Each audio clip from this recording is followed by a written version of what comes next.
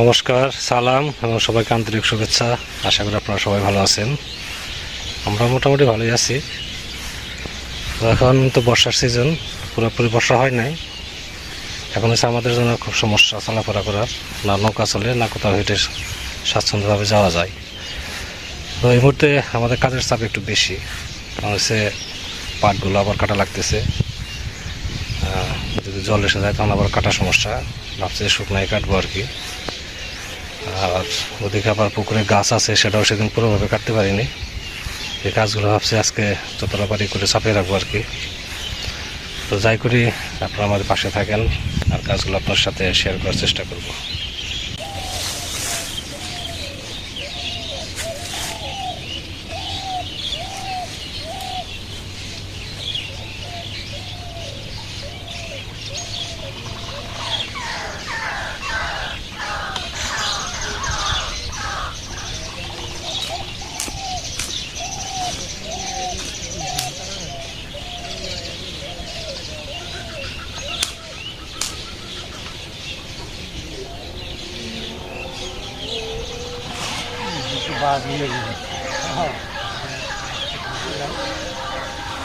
আমাদের পাট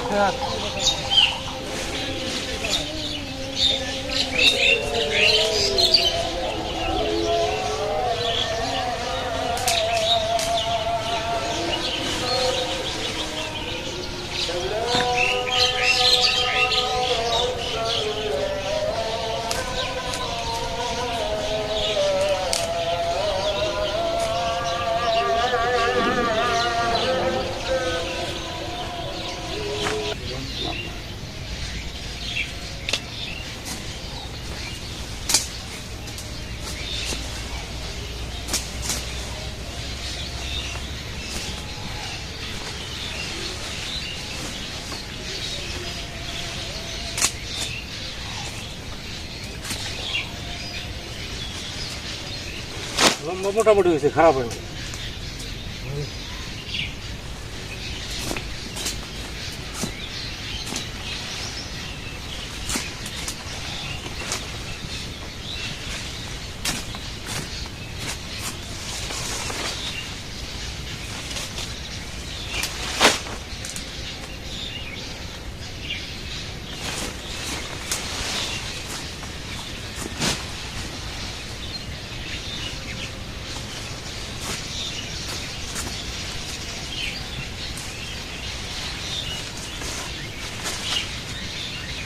পাট কেটে এইভাবে এখন রেখে দিব, জলটা নিচে আসলেই রাখতে দেবো।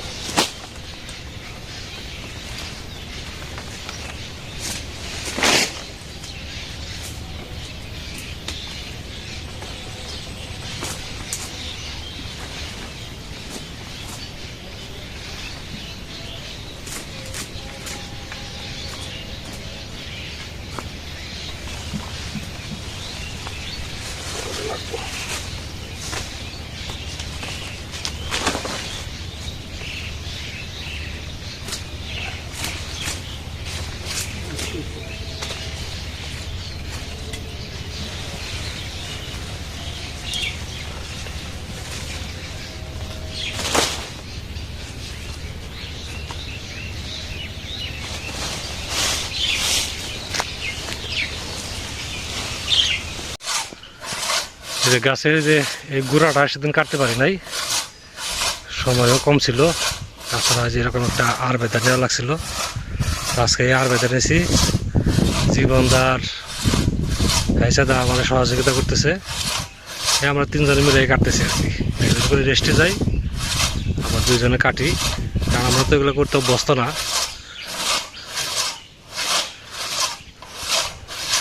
অর্ধেকের বেশি কাটা হয়ে গেছে এটা, আর হয়তো 20-25 মিনিট সময় লাগবে।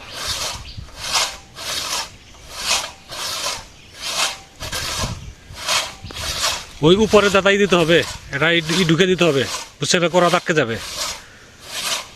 কুড়ালটা নিয়ে আসি, কুড়ালটা নিয়ে আসি। প্রায় কাটা শেষের দিকে।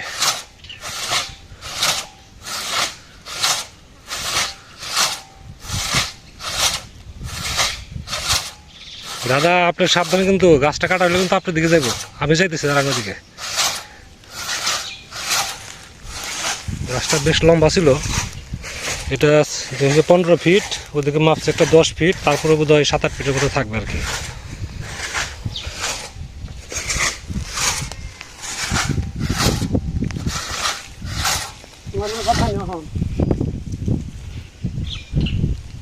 এই তো গাছ নামছে, সারা আছে তাই না? সারা আছে না গাছে?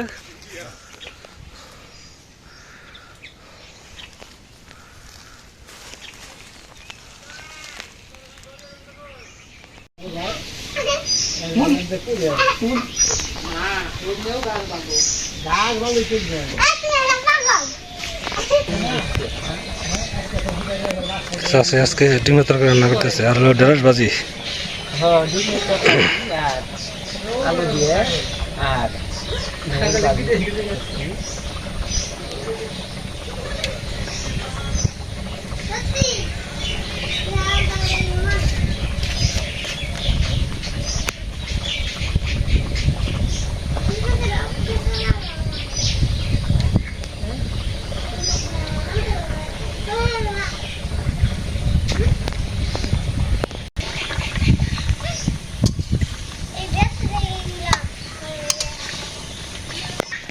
এদিকে তাকাও।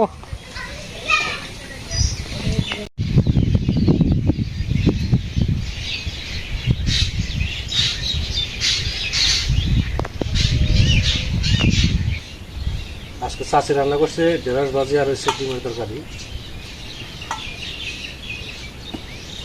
আজকে কাজের চাপ আছে অনেক। তো সবচেয়ে ভালো কথা হচ্ছে গাছটা আজকে যে কাটা হয়েছে এখানে একা একা গাছে কিছু করা হয় না। গাছের যে রয়েছে তো সুন্দর, গাছটা মোটামুটি ভালোই মোটা আছে। আমি এনজয় করে গেলাম না, আসলে খালি গাছটা খালি কাইতে খালি খুব অসুবিধা গাছের কেটে রাখলাম, হাত মনে করেন জল হইলে নৌকা দিয়ে জাম গাছটা কাটার ইচ্ছা আছে একবার ভাঙিয়ে।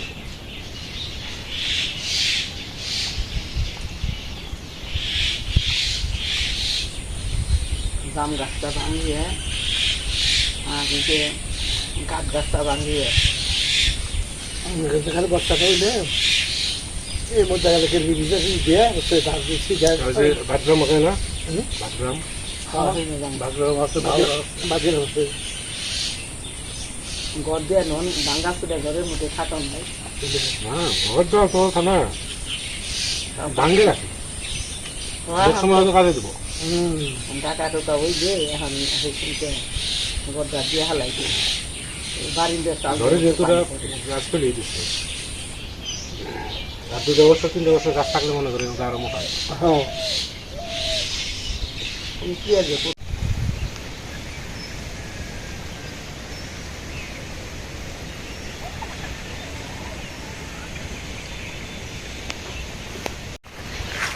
সাভারের উদ্দেশ্যে বেরোইছি, হঠাৎ করেই সাভার যাওয়া লাগতেছে, তবে কোনো দুর্ঘটনা না। সেটা হচ্ছে তিশার যখন রেজিস্ট্রেশন করি, রেজিস্ট্রেশন করার পরে দেখা গেছে যে তিশার মায়ের নামটা ভুল আসছিল, ওইটা আবার সংশোধন করার জন্য দেওয়া হয়েছিল। তো ওটারই সংশোধনের মেসেজ আসছে, আগামীকাল 9:30 শিক্ষাবোর্ডে উপস্থিত থাকতে হবে। আমার তিশার মার এবং তিশাকে নিয়ে যাবতীয় যত ডকুমেন্টস আছে সব কিছু নিয়ে। তো বাড়ি থেকে তো 9:30টার মধ্যে ওই ঢাকা শিক্ষা বোর্ডে যাওয়াটা সম্ভব না, তো এই জন্য আজকে সাভারে থাকতেছি। আগামীকাল সকালবেলা খুব সকালে আপনার রওনা হব ঢাকার দিকে, এই জন্যই সাভার যাওয়া আর কি। সাথে আপনারা চলেন, অনেকদিন ধরে সাভার যাওয়া হয় না, তো সাভার যে আপনার সাথে আবার কথা বলবো।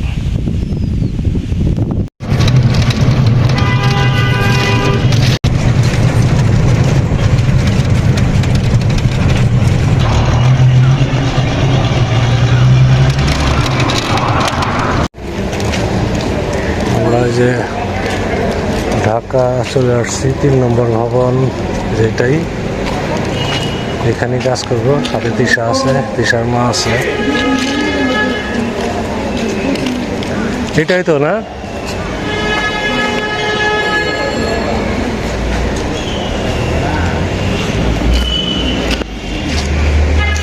আমাদের 12:30টার দিকে ঢুকতে হবে, আর 1 ঘন্টা সময় আছে হাতে।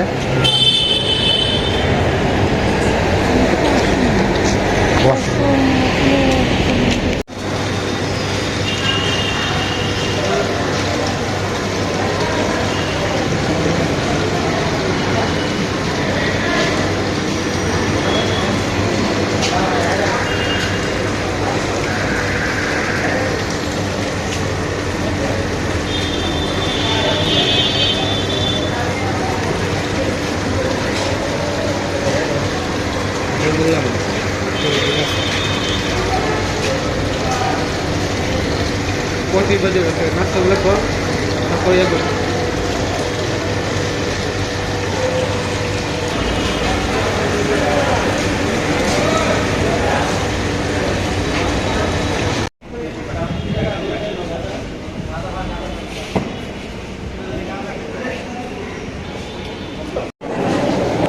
এখানে অনেক লোকের ভিড়, সবারই নাম সংশোধন করতে হবে।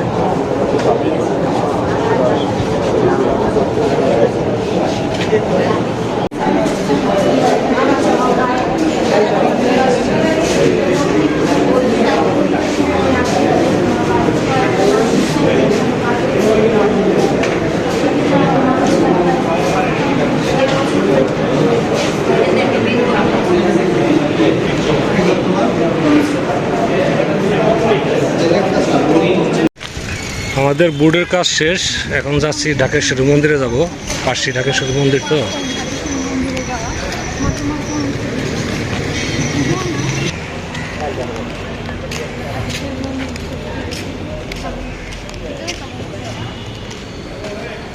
এ হচ্ছে রথ ঢাকেশ্বরী মন্দিরের।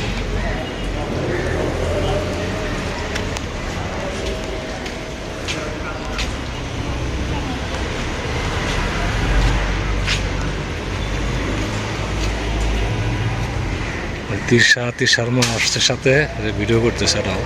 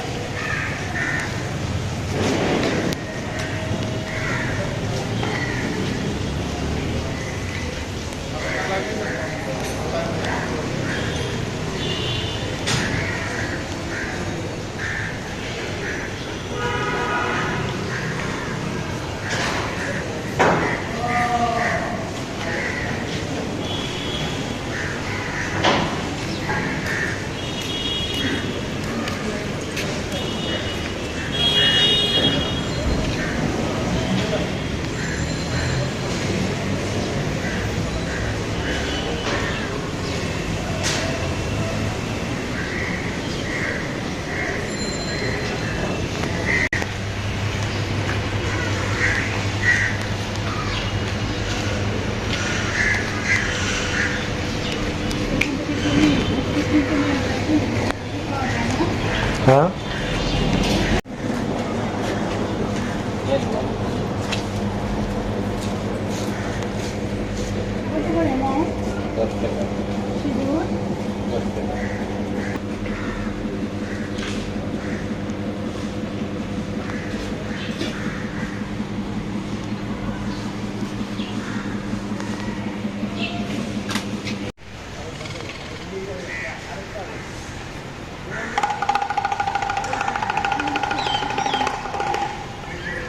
মন্দিরটা অনেক বড়। তো আমাদের কাজটা খুব তাড়াতাড়ি হয়ে গেছে। ভিতরের অনেক লোকের ভুল ছিল, তার মধ্যে আমাদেরটা যথেষ্ট তাড়াতাড়ি হয়েছে, কারণ মাছরাঙ্গা টিভি চ্যানেল থেকে সাক্ষাৎকার নিয়েছি তৃষার মায়ের। তারা একটু আগে ব্যবস্থা করে দিয়েছে আর কি, এই জন্য তাড়াতাড়ি বেরিয়ে পারছি। এখন এখানে প্রসাদ ব্যবস্থা করা হবে আর কি, কিছু হরিলুট কেনা হয়েছে, ওগুলো দেওয়া হবে।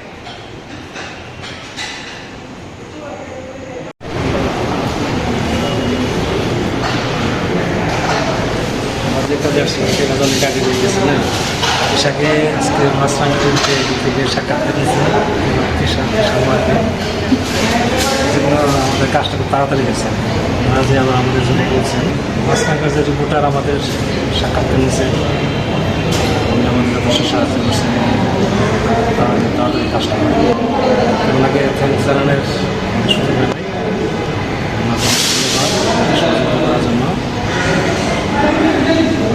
সময় কাটাবো তারপর আমরা চলে যাবো শেষ করতে আমাদের সাথে থাকি রেডি না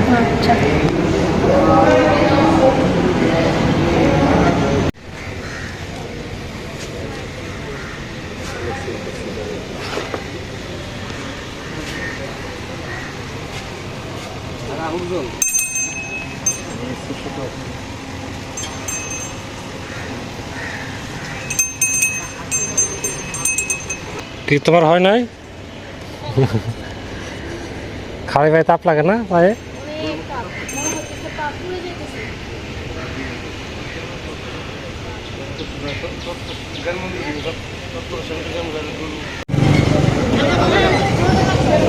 আজকে চলছে ছাত্র আন্দোলন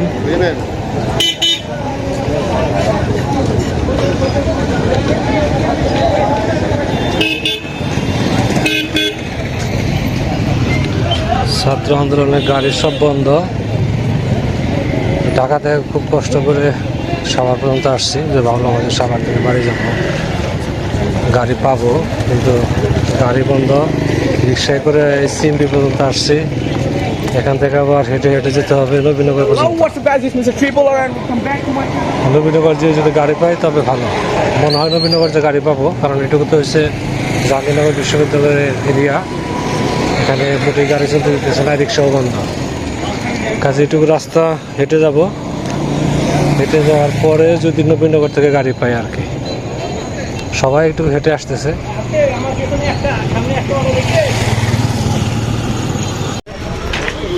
সব গাড়ি দাঁড় করানো একটা গাড়িও যাচ্ছে না দেখি বেরোইছি দেখি কতদূর যাওয়া যায় হেঁটে তারপরে নবীনগর পর্যন্ত যেতেই হবে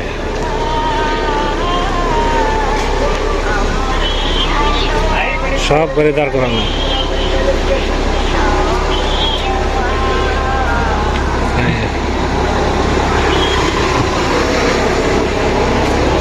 একটা গাড়িও চলছে না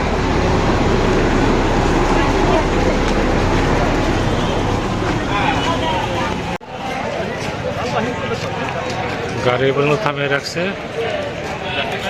বাইরে রাস্তা নিতেছে না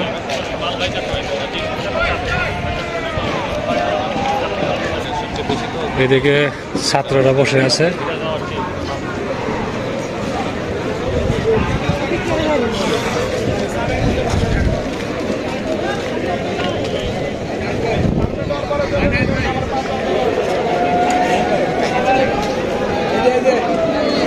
আপনি আন্দোলনে আছেন আইলাম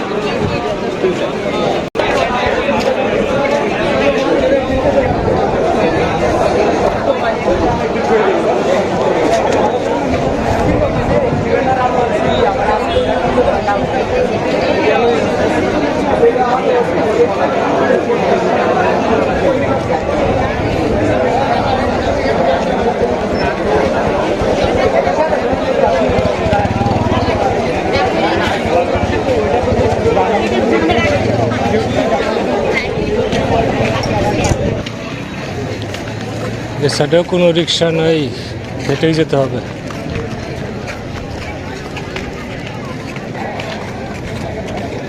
এই হচ্ছে জাহাঙ্গীরনগর বিশ্ববিদ্যালয়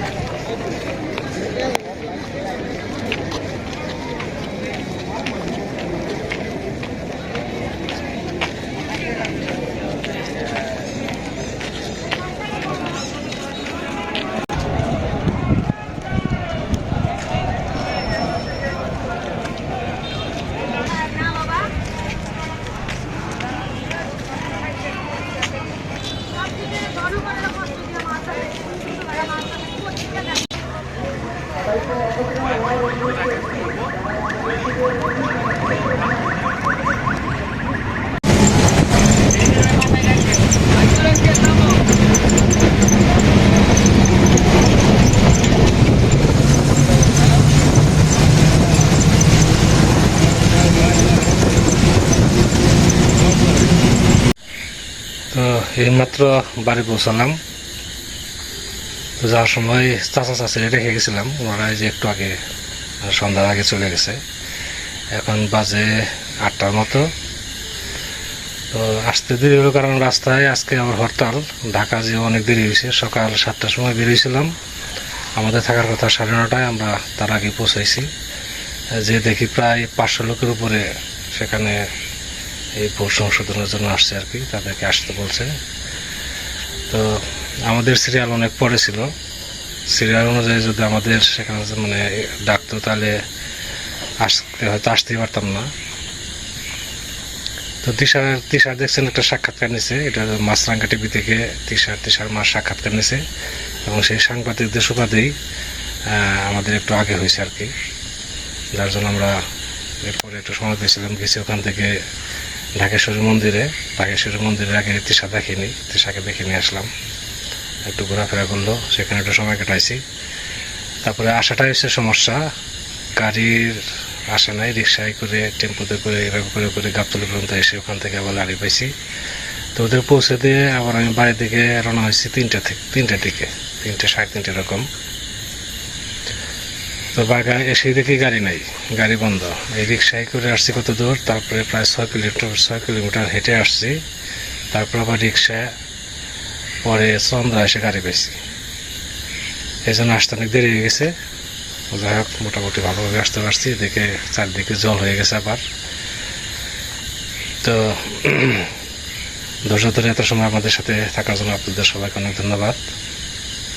আপনারা ভালো থাকেন, সুস্থ থাকেন, আর আমাদের পাশে থাকেন।